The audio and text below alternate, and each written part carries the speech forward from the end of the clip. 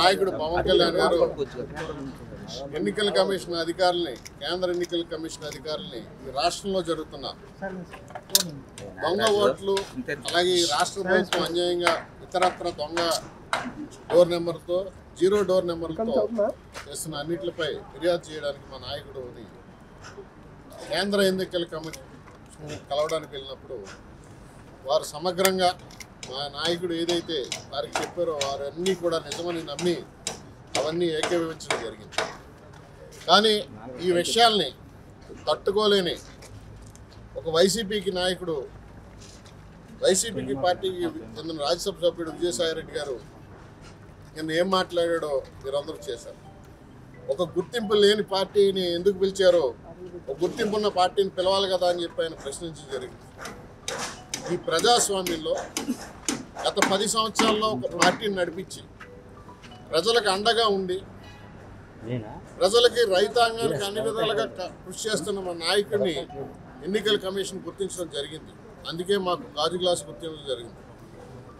లెక్కలు రాసుకుని గుమస్తాగాడికి ఒక అకౌంటెంట్ జగన్మోహన్ రెడ్డి ఇంట్లో గుమస్తాలు రాసి ఇసుక దొంగతనం, మట్టి దొంగతనం, గుమస్తాలు రాసి దొంగతనం చేసే దొంగనా కొడుకులకి ఏదైతే ప్రజాస్వామ్య విలువలు ఎందుకు తెలుస్తాయి, పవన్ కళ్యాణ్ గారిని ఎందుకు పిలిస్తే ఎందుకు తెలుస్తుంది? విజయసాయిరెడ్డి అనేవాడు ఒక గుమస్తా. జగన్మోహన్ రెడ్డి ఎవరిని తిట్టమన్నా, ఎవరిని మాట్లాడమన్నా తిట్టడమే అతని జీవితం. అతను దొంగ లెక్కలు రాసుకుని ఇవాళ జైలుకి వెళ్ళి వచ్చిన వ్యక్తి ఈరోజు పవన్ కళ్యాణ్ గారు ఎందుకు పిలిచారని చెప్పి ఎలక్షన్ కమిషన్ ప్రశ్నిస్తూ ఉన్నారంటే వ్యవస్థల పట్ల వాళ్ళకు ఉన్న గౌరవాన్ని ఒకసారి మనం అర్థం చేసుకోవాలి. అలాగే ఈరోజు సాక్షి నిష్పత్తిలో దొంగ ఓటు గురించి మాట్లాడారు. మీకు కళ్ళు కనిపించలేదా? మా నాయకుడు ఇక్కడే ఉంటా ఉన్నారు, ఆయన ఇక్కడే నివాసం ఉంటున్నారు, ఇక్కడే నివాసం కూడా కట్టుకుంటూ ఉంటారు. మీకులాగా మా దగ్గర దొంగ డబ్బులు లేవు. వాటి దగ్గర వీరి దగ్గర దోసేసి తాడేపల్లి ప్యాలెస్లు కట్టుకునే డబ్బులు మా దగ్గర లేవు కాబట్టి మా ఆఫీసులోనే మేము ఉంటున్నారు. మా నాయకుడు ఓటు కూడా ఇక్కడే ఉంది. మీరు అవన్నీ మాడకుండా ఒక దొంగ పత్రిక పట్టుకుని, ఒక బ్లూ మీడియాని పట్టుకుని, సాక్షి అని ఒక పనికిమాలిన ఛానల్ పట్టుకుని, ఒక పనికిమాలిన వార్తాపత్రికను పట్టుకుని మీరు పత్రికలు రాస్తూ ఉంటే, ఇవన్నీ కూడా, ఈ కథనాలన్నీ కూడా మీరు రకరకాల ప్రదర్శిస్తూ ఉంటే మా నాయకుడు ఈరోజు మీడియా మిత్రులు చెప్తా ఉన్నాను, మీ అందరికీ తెలుసు, మీడియా మిత్రులందరికీ మా నాయకుడు ఎక్కడే నివాసం ఉంటున్నారు. ఆ నివాసం ఉండే ఓటు హక్కు కూడా ఇక్కడే ఉంది. కానీ ఈవేళ పొలబిందుల్లో జగన్మోహన్ రెడ్డి ఇంట్లో 2 ఓట్లు ఉన్నాయి, హైదరాబాద్లో ఓట్లు ఉన్నాయి, ఇక్కడ ఓట్లు ఉన్నాయి. ఆ ఓట్ల గురించి మాట్లాడాలి వాళ్ళు. ఆ ఓట్ల గురించి మాట్లాడకుండా ఏదైతే వాళ్ళ పేపర్లో దుష్ప్రచారం చేస్తూ ఉన్నారో మీరందరూ కూడా, మీడియా మిత్రులందరూ కూడా ఈ సమాజం దృష్టికి తీసుకురావాలని చెప్పి మిమ్మల్ని అందరినీ కోరుతా ఉన్నాం. ఇంకొకటి, పవన్ కళ్యాణ్ గారు ఓటు ఇక్కడే పెట్టుకున్నారు, ఇక్కడే జాయిన్ చేసుకోవడం జరిగింది. ఆయన ఇక్కడే నివాసం ఉంటున్నారు. రాబోయే రోజుల్లో కూడా ఇక్కడే నివాసం ఉంటారు. భవిష్యత్తులో కూడా మేము మంచి ఆఫీస్ కట్టుకుంటూ ఉన్నాం. ఇక్కడ ఆయన నివాసం కూడా ఇక్కడ త్వరలోనే ఏర్పాటు అవుతూ ఉంది, పూర్తి స్థాయి నివాసం. ఇప్పుడు తాత్కాలికంగా ఒక చిన్న గదిలో ఆయన ఒక్కరు ఉంటున్నారు ఆయన. ఎందుకంటే ఆయనకు అవసరం లేదు, ఆయన ప్యాలెస్లో ఉండొచ్చు.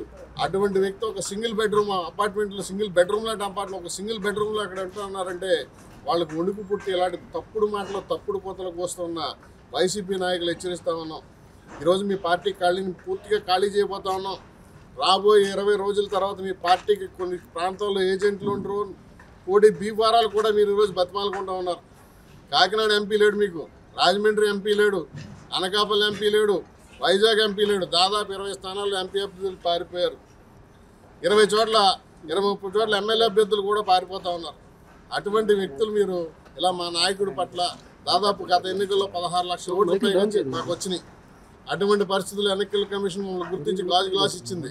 బాబు విజయసాయిరెడ్డి, నువ్వు ఇప్పుడైనా ఒళ్ళు దగ్గర పెట్టుకుని మాట్లాడు. మా నాయకుడి పట్ల మాట్లాడేటప్పుడు మీ పార్టీకి ప్రెసిడెంటే లేనటువంటి పార్టీ. ఎందుకంటే ఎన్నికల కమిషన్ ఆ పార్టీ గుర్తింపు రద్దు చేసింది. వేరే వ్యక్తి దగ్గర నుంచి వీళ్ళ పార్టీని వేరే వ్యక్తి రిజిస్టర్ చేసుకుంటే ఆ పార్టీని వీళ్ళు అక్రమంగా కబ్జా చేసిన వ్యక్తులు వీళ్ళు. అటువంటి పార్టీని తీసుకొచ్చి ఈరోజు ఎన్నికల కమిషన్ శాశ్వత అధ్యక్షుడు అంటే నువ్వు అధ్యక్షుడు కాదు, తీసి అవతల పాడేసింది. అటువంటి ముందు నీ పార్టీకి అధ్యక్షుని పెట్టుకో. అధ్యక్షుని పెట్టుకుని తర్వాత నువ్వు మాట్లాడు. విజయసాయిరెడ్డి, రాబోయే రోజుల్లో నిన్ను తప్పకుండా ఎక్కడ పెట్టాలో మా నాయకుడు అక్కడ పెట్టబోతా ఉన్నాడని చెప్పి తెలియజేసుకుంటూ పత్రికా సోదరులకు ఒకటే చెప్తా ఉన్నా, మీ అందరికీ విజ్ఞప్తి చేస్తా ఉన్నా, రాబోయే ఈ వైసీపీ ప్రభుత్వాన్ని ఇక్కడి నుంచి పంపించడం కోసం వాస్తవాలన్నీ కూడా మా నాయకుడు ఏంటో వాళ్ళేంటో వాస్తవాలన్నీ కూడా ప్రజలు తెలియజేయాలని చెప్పి కోరుకుంటాం.